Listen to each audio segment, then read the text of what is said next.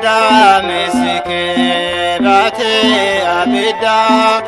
Eesitu lubbuu akka soogidda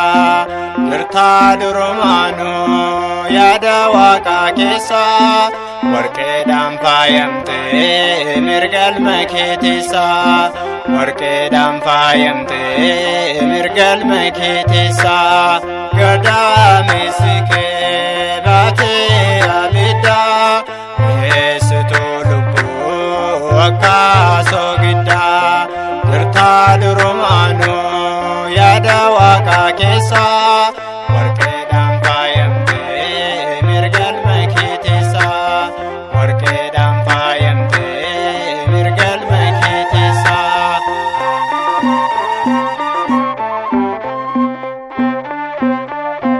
Utii qoraattiidha yabattoo abidda Gonfoo Solomoonii uumamni kee addaa Keessa keetti baachuu akkamiin dandeesse Magaalateeffamtu hayyoon kee si deesse Magaalateeffamtu hayyoon kee si deesse Gadame sike bate abida Eesitu lubbuu akka soogidda Mirtaa durumaanuu yaada Waaqaa keessa Warqeedhaan faayamtee mirgalma kee teessa Warqeedhaan faayamtee mirgalma kee teessa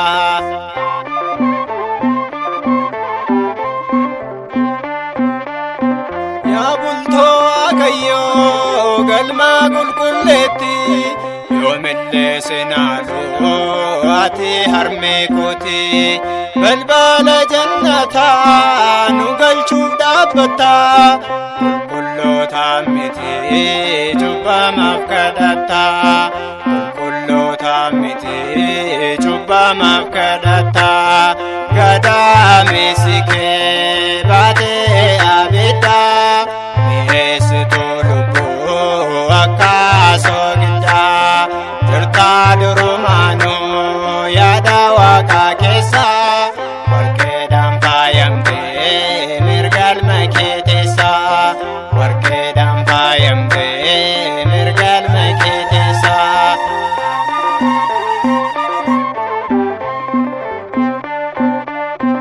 Yaa haadha Waaqayyoo burqituu jireenyaa Otoo ati hin jiraanne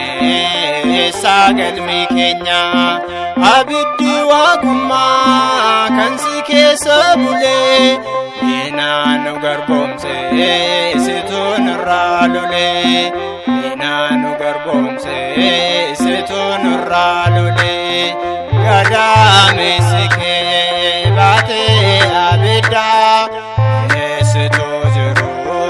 akka soogidda Mirtaa durumaanuu yaada Waaqaa keessa Warqeedhaan faayamtee mirgalma kee teessa Warqeedhaan faayamtee mirgalma kee teessa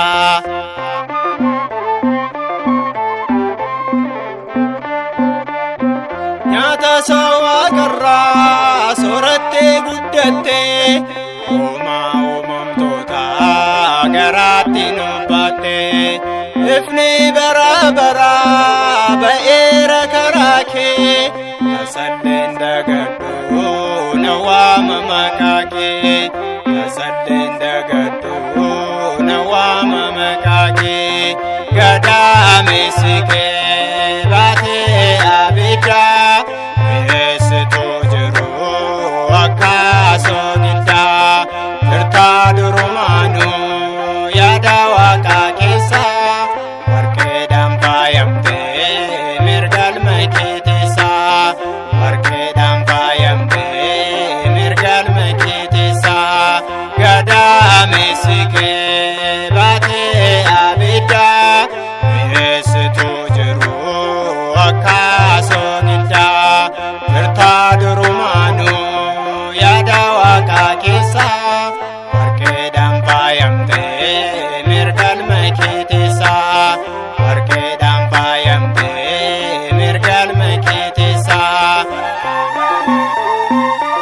Waaqayyo abbaan keenya nu kakaasee nu jalqabsiisee nu raawwachiisee galanni isaaf haa ta'u bara baraan. Ameen.